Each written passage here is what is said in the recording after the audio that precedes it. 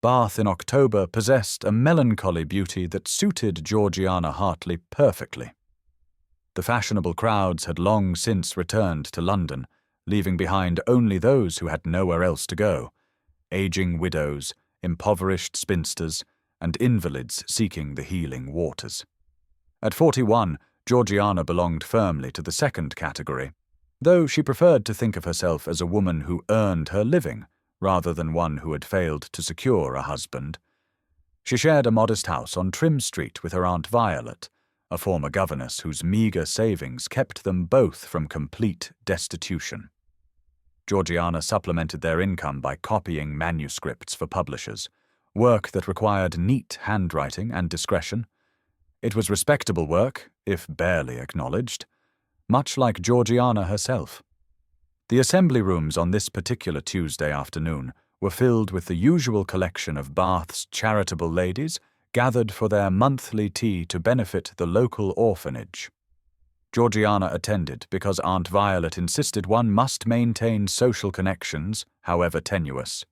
She had learned long ago to make herself useful at such events, pouring tea, collecting donations, performing the small services that allowed others to overlook her presence entirely. She stood at the refreshment table, teapot in hand, when Lady Pemberton and Mrs. Crawford approached. They spoke in the manner of women who believed servants were deaf and spinsters were invisible. Such a sad case, poor Miss Hartley, Lady Pemberton said, reaching past Georgiana for a biscuit as though she were furniture. 41 years old and still unmarried. 41.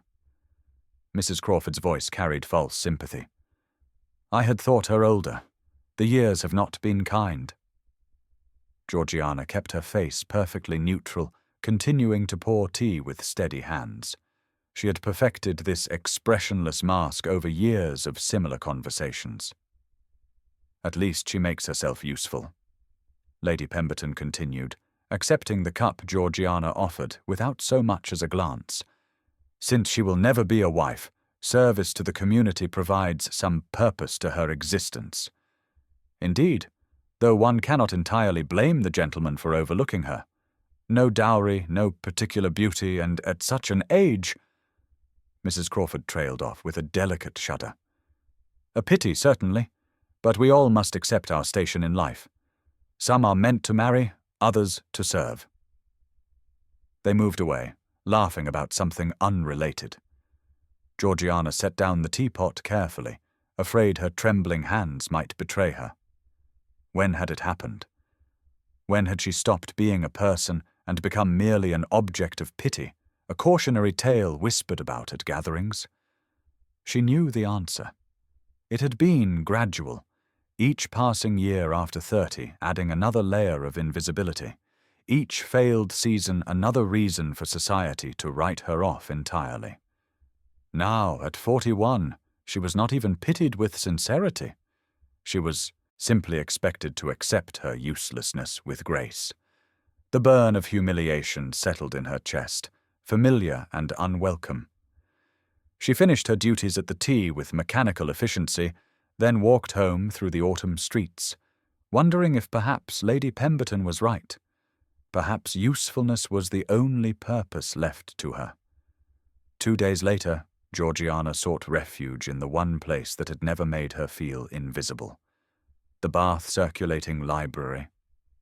Books did not care about her age or marital status. They welcomed her without judgment, offered escape without condition. She was searching the shelves for Boswell's Life of Samuel Johnson, a book she had been wanting to read for months, when her fingers finally closed around the spine, a small victory in an otherwise unremarkable week. "Excuse me, madam." The voice was deep, cultured, and directly behind her. Georgiana turned, still clutching the book, to find a tall gentleman standing rather closer than propriety usually allowed. He had dark hair touched with grey at the temples, penetrating grey eyes, and an air of quiet authority that marked him as aristocracy. "Yes?" she asked, stepping back slightly. "I believe you have just claimed the book I came here specifically to borrow."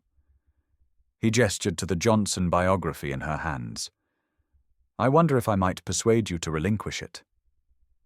Georgiana's fingers tightened on the volume.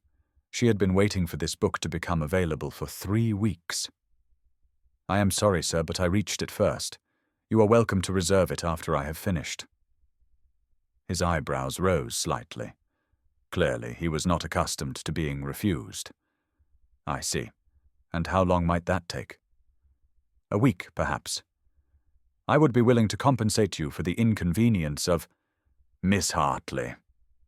The librarian, Mr. Peters, appeared suddenly at her elbow, his face flushed with anxiety. "Miss Hartley, you must forgive me. Had I known His Grace the Duke of Greystone was seeking that particular volume, I would have reserved it immediately. Please, you understand." Georgiana looked at the gentleman again. Truly looked this time. The Duke of Greystone. One of the wealthiest men in England, if memory served. She should curtsy, apologize, hand over the book with profuse gratitude that he had even deigned to speak to her. Instead, she met his grey eyes steadily. "Your Grace, I apologize for not recognizing you. However, the library operates on the principle of first arrival, does it not, Mr. Peters?" The librarian made a strangled sound. The Duke stared at her for a long moment, and Georgiana braced herself for aristocratic outrage. Instead, his lips curved into something that might have been a smile. "You are quite right, Miss Hartley. The rules should apply equally to all. I would not dream of abusing my position to deprive you of your literary pleasure." She could not have been more shocked if he had sprouted wings. "However," he continued, "might I inquire when you expect to finish, so that I may time my next visit accordingly?" "A week, as I said." Georgiana clutched the book like a shield. "Perhaps less, if my copying work permits." "Copying work?" His interest seemed genuine, not the polite pretense she was accustomed to. "I copy manuscripts for publishers, Your Grace. It requires good light, which limits my reading hours." "I see." He inclined his head. "Then I shall return in precisely 1 week, Miss Hartley. I look forward to our next meeting." He departed, leaving Georgiana standing in confused silence. The Duke of Greystone had been courteous to her, respectful even. It made no sense. "Miss Hartley," Mr. Peters hissed once the Duke was safely out of earshot. "You refused a duke." "I claimed the book first," Georgiana said mildly, though her heart was racing. "As you yourself have always insisted, Mr. Peters, first come, first served." She walked home in a daze, the book tucked under her arm, feeling suddenly precious. That evening, as she recounted the incident to Aunt Violet, the older woman's expression grew thoughtful.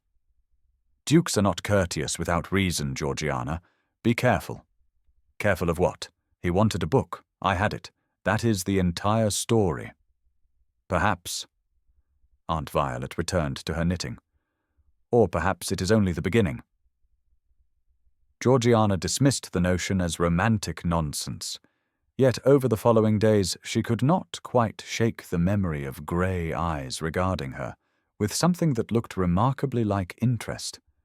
She noticed him in places he had no reason to be, walking past the Assembly Rooms gardens where she took her afternoon exercise, browsing in the bookshop on Milsom Street when she purchased ink.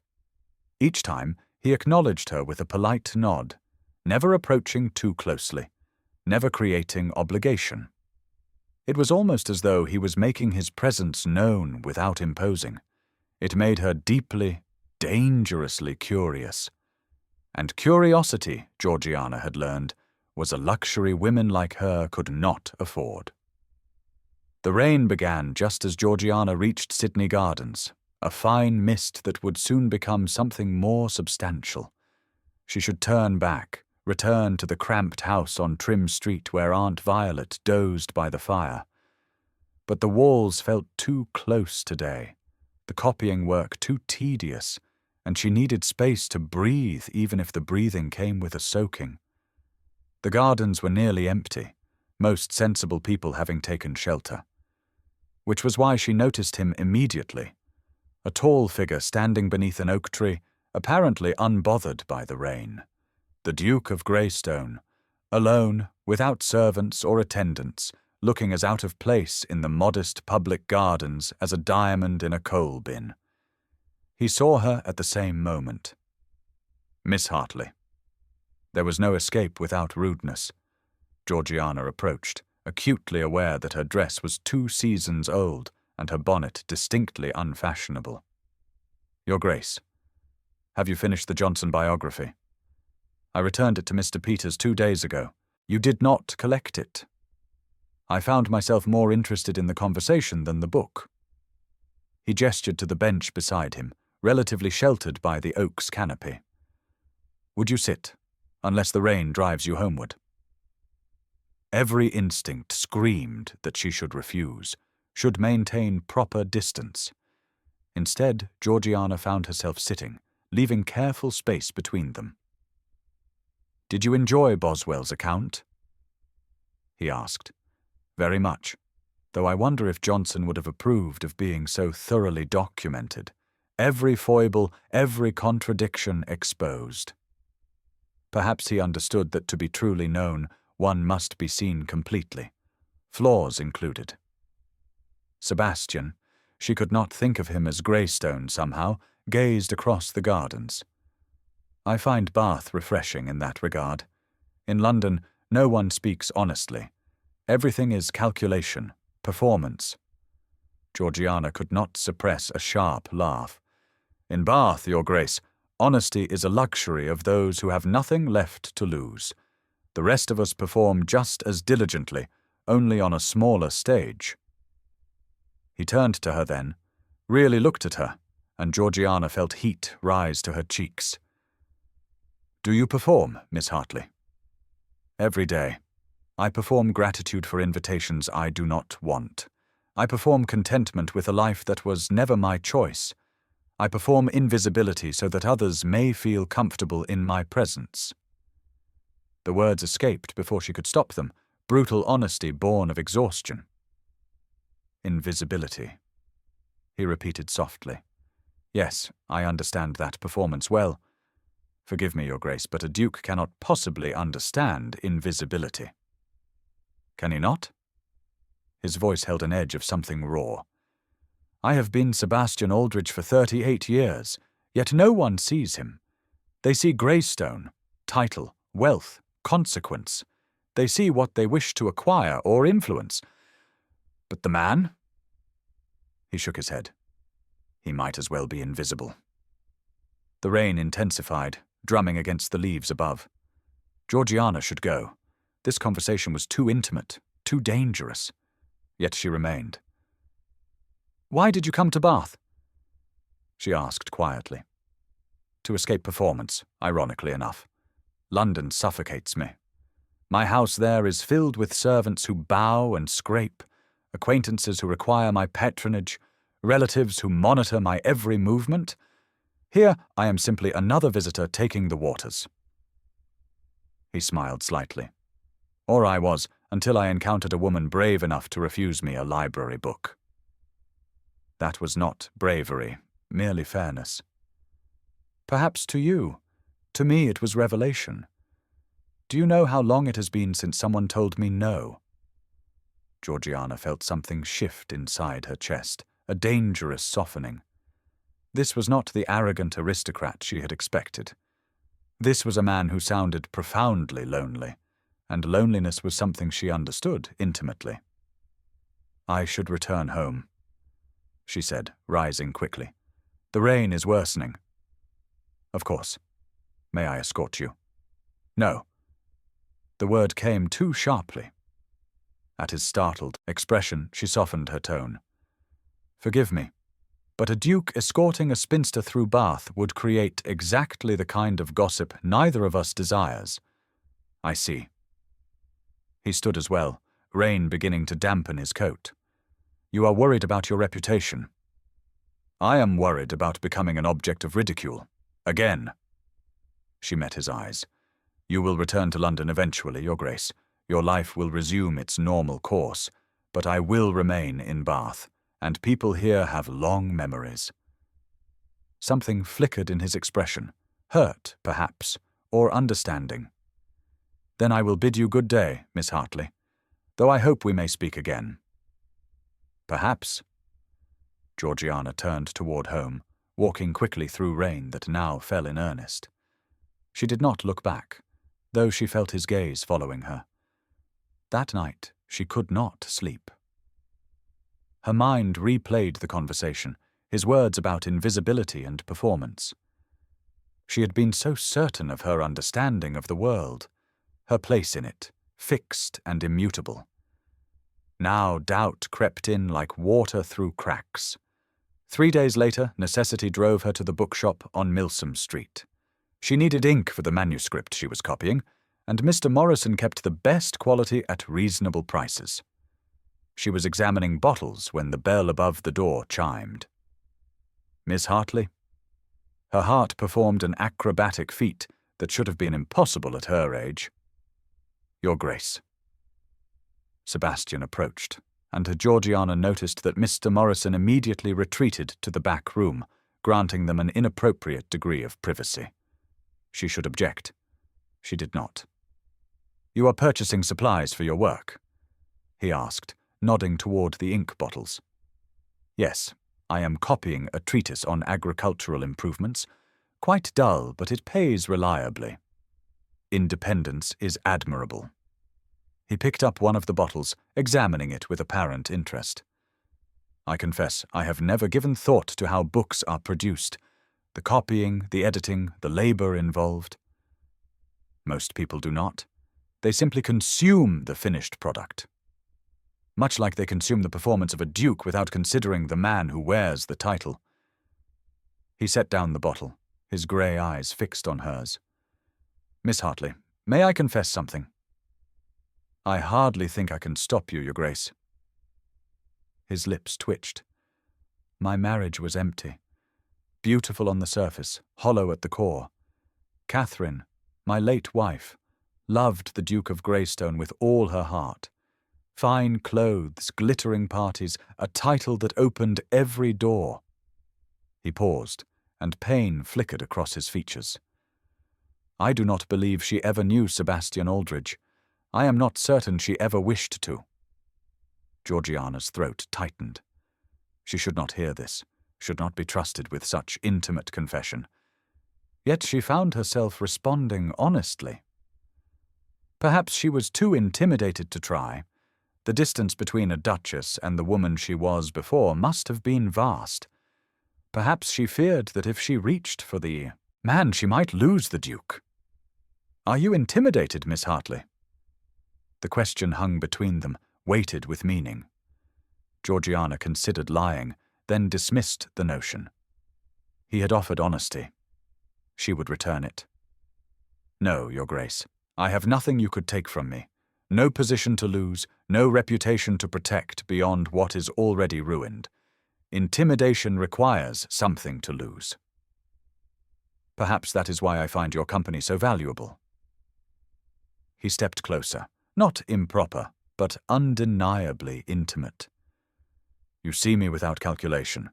You speak without strategy. Do you know how rare that is?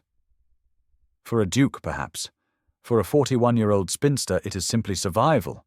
When society has already dismissed you, there is freedom in honesty. Then we are both free, in our different ways." His voice dropped lower. "And perhaps that freedom allows for friendship." Friendship. The word should have been safe, neutral. Instead, it felt dangerous, loaded with possibility that terrified her. "I must go," Georgiana said abruptly, purchasing her ink with trembling hands. "Good day, Your Grace." She fled before he could respond, before she could do something foolish like believe that a duke might genuinely seek her company. That night, she lay awake wondering when she had become such a coward. The concert at the Assembly Rooms a week later was Aunt Violet's idea. "You cannot hide forever, Georgiana. Besides, Mrs. Morrison mentioned that the soprano is quite talented." Georgiana went because refusal would have required explanation. She dressed in her best gown, a grey silk that did nothing for her complexion, and took a seat in the back row where she might be overlooked. The soprano was indeed talented. Georgiana had just begun to relax into the music when she felt eyes upon her. She glanced to the side, and her breath caught. Sebastian stood at the back of the room, scanning the crowd. When his gaze found hers, his expression cleared with something like relief. He approached, and before Georgiana could object, settled into the seat beside her. The whispers began immediately. She felt eyes turning, heard the rustle of gossip spreading like wildfire. A duke did not sit with spinsters. Not unless... During the interval, Georgiana attempted to escape to the refreshment room. Sebastian followed, and she could feel the weight of speculation pressing against her skin. Then a voice cut through the murmur. "Miss Hartley, how very clever of you." Lady Constance Wycliffe stood before her, beautiful and cold as ice.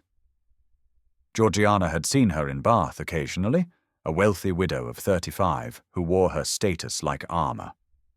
"I beg your pardon, Lady Wycliffe. To position yourself precisely where the Duke might notice you. Such calculated innocence." Her smile was sharp as a blade. "Though I confess I am surprised it worked. I had not thought even His Grace that desperate for entertainment." The room quieted. Everyone was listening now, awaiting Georgiana's response. "I assure you, Lady Wycliffe, I positioned myself nowhere.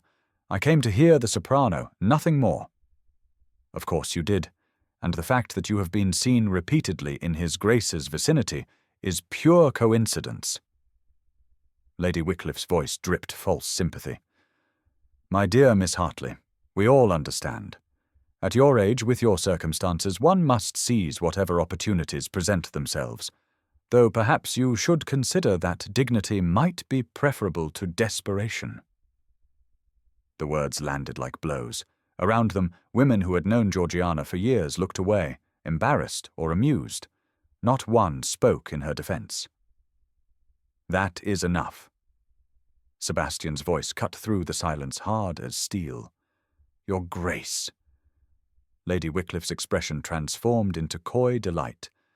"I was merely offering friendly advice." "You were being cruel."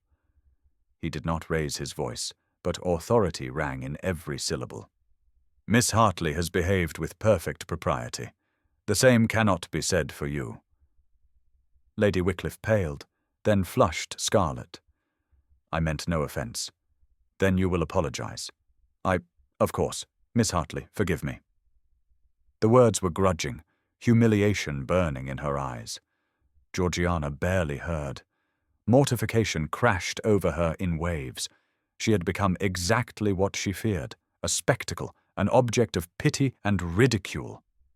Worse, Sebastian had witnessed her humiliation, had been forced to defend her like one might defend a wounded animal. She could not bear it. "Excuse me." Georgiana managed and fled. She heard Sebastian call her name, but did not stop. She walked home through the cold evening, tears finally spilling free. The next 3 days she refused all visitors. Sebastian came twice. She had Aunt Violet send him away. He sent a note. She did not open it. On the 4th day a second letter arrived. "This one," she read. "Miss Hartley, you are afraid. Not of society's judgment, but of believing I could truly see you. I understand fear.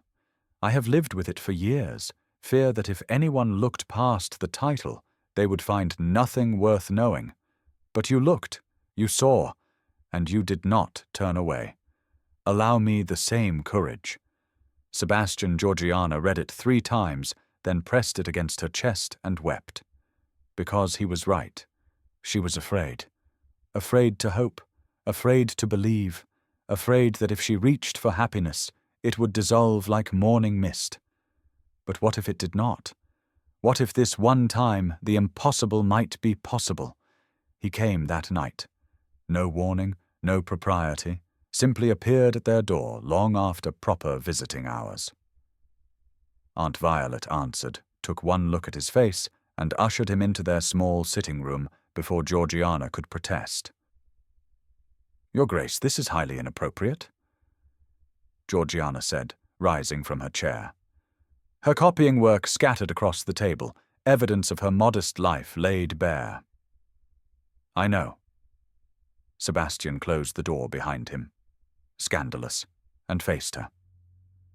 "I have been inappropriate since the moment I met you, seeking you out, monopolizing your time, imposing my presence, and I find I cannot stop. You must. This is madness." Her voice shook. "Lady Wycliffe humiliated me publicly because of your attention. Do you not see? I cannot survive becoming an object of ridicule again. I have built a life here, small as it is. Your interest threatens everything." "My interest." He crossed the room in 3 strides. "Georgiana, this is not interest. This is not idle curiosity or charitable condescension." "Then what is it?" "Pity." The word tasted bitter. The Duke, feeling sorry for the poor spinster, granting her a moment of attention before returning to his real life. "Do you truly believe that?" Sebastian's eyes blazed. "After everything we have spoken about, after every honest word between us, you think this is pity? What else could it be? Look at me." She gestured to herself, to the shabby room, to the life she had made from scraps. "I am 41 years old. I have nothing. I am nothing. And you are—" She could not finish. "I am what? A duke, a title, a collection of expectations and obligations." He pulled something from his coat pocket, a small leather-bound book. "This is my diary from the year Catherine died. Read it." "I cannot read it." He opened to a marked page and thrust it at her. "Please." Georgiana took the diary with trembling hands. The entry was dated 2 years prior. "She is gone, and I feel nothing but relief. God forgive me, but it is true. 12 years married, and I do not believe she ever knew my mind. Every conversation was performance. Every touch was duty. I was a thing to her, valuable, certainly, but no more alive than the jewels I gave her. Is this all there is? To be wanted for position, admired for wealth, but never known as a man? I am so desperately lonely in this crowded house." The words blurred as tears filled her eyes. She turned the page. "I pretend to mourn because society demands it. But what I truly mourn is the life I never lived, the conversations never had, the possibility of being seen, truly seen, by another person." "Stop," Georgiana whispered. "Please." "Do you understand now?" Sebastian's voice was rough with emotion. "I have been invisible my entire life, not because society ignores me, but because they see only what they wish to take. They love the Duke, covet his wealth, seek his favor. But Sebastian Aldridge? He might as well not exist. And then you refused me a book." He laughed, but it sounded almost like a sob. "You refused a duke. You looked at me and saw nothing worth bending principles for. And Georgiana, that moment, that blessed, perfect moment, you made me feel more real than I have felt in 38 years. She was crying openly now, unable to stop. "I do not understand." "You are the first person who looked at me and saw nothing. No title to covet, no wealth to acquire, no influence to manipulate. You saw a man who wanted a book, and you claimed your right to it first. Such a small thing, such a profound thing." He knelt before her, actually knelt, and took her hands in his. The position was absurd, impossible. Dukes did not kneel before spinsters. "Georgiana Hartley, I am not offering you pity. I am not offering you charity. I am offering you myself, the man, not the title, the person who laughs at your sharp wit, who treasures your honesty, who feels alive in your presence." His voice dropped to a whisper. I am offering you my heart if you will have it. Will you marry me? The room spun. Georgiana could not breathe, could not think. Why? Because when I am with you I laugh, I think, I feel alive in ways I never have before. His grip tightened on her hands. Because you refuse to pretend, and I am desperately tired of pretending. Because I would rather spend one honest day with you than a lifetime of performance with anyone else. Society will mock you, she managed. They will say you married beneath you, that I trapped you somehow, that let them. His voice was fierce. I have spent 38 years seeking approval from people whose opinions mean nothing. I choose happiness instead. I choose you. I have no dowry, no connections, no beauty to recommend me. You have everything I need. He stood, pulling her up with him, and cupped her face in his hands. You have courage, intelligence, humor, honesty. You have a heart that has survived what would have broken lesser people. You have the strength to stand alone, which makes your choice to stand with me all the more precious. His thumb brushed away her tears. Say yes, Georgiana, please. She looked into grey eyes that held no pretense, no calculation, only desperate hope. And for the first time in her life, Georgiana allowed herself to believe, to hope, to reach for something beyond mere survival. Yes, she whispered. The kiss was inevitable. His lips found hers with a gentleness that destroyed her last defenses. This was not performance or duty. This was recognition. Two lonely people finding home in each other. When they parted, Sebastian rested his forehead against hers. Thank you. For what? For seeing me. For being brave enough to let me see you. He kissed her again, longer this time, and Georgiana felt something inside her chest crack open, not breaking, but blooming. From the hallway came the distinct sound of Aunt Violet clearing her throat. They broke apart, and Georgiana blushed like a girl of 17 rather than a woman of 41. I suppose, Sebastian said, laughter in his voice. I should speak with your aunt about proper arrangements. I suppose you should. Georgiana could not stop smiling, her face aching with unfamiliar joy. He kissed her hand with exquisite formality, then her lips once more with none at all.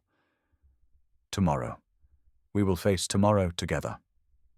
Together, she repeated, and the word sounded like a promise. The morning arrived too quickly and too slowly at once. Georgiana woke in her small room, convinced for a moment that the previous night had been an elaborate dream.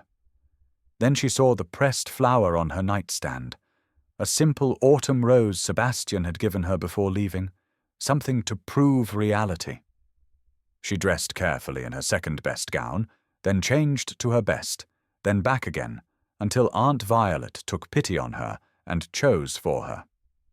When she descended to the garden, their tiny, modest garden that could fit inside a corner of any estate garden, Sebastian was already there. He had brought flowers, not expensive hothouse roses or exotic orchids, but a simple bouquet of wildflowers that might have been picked from any meadow. Somehow that made them perfect. Good morning, he said, and the warmth in his voice made her blush. Good morning, Your Grace. Sebastian, he corrected gently. When we are alone, it has always been Sebastian. They sat on the garden's single bench, barely wide enough for two. His hand found hers, fingers intertwining as though they had done this 1,000 times before. For a while they simply sat in comfortable silence. The morning was cool but bright, Bath spreading below them in elegant terraces of honey-coloured stone. A magpie called from somewhere nearby. Ordinary sounds, an ordinary morning. Yet everything felt transformed. I never thought I would find this, Sebastian said quietly. Find what? Peace. He looked at her, and his expression held such tenderness that Georgiana's heart ached. "I have wealth, position, power, everything society claims should bring happiness. Yet I have been restless my entire life, searching for something I could not name." He lifted their joined hands, kissed her knuckles. "Now I know what I was searching for. I was searching for home, and I found it in you." Georgiana leaned her head against his shoulder, allowing herself this intimacy. "I was not searching. I had accepted that my life would be small, quiet, unremarkable. And now I am terrified," she admitted. "Terrified that I will wake and discover this was elaborate fantasy. Terrified that I will fail at being whatever it is a duchess should be. Terrified that you will realize you could have chosen anyone, and you chose me. I did not choose you despite who you are, Georgiana. I chose you because of who you are." He turned her face toward his. "You will not fail. You cannot fail at being yourself, and that is all I require." She kissed him then, soft and sweet and full of promise. When they parted, she realized Aunt Violet was watching from the kitchen window, not even pretending to be subtle. Sebastian followed her gaze and laughed. "I suppose I should go speak with her officially, ask permission to court you, as though we have not already decided the matter." "She will enjoy that. Aunt Violet has a fondness for proper procedure." He rose reluctantly.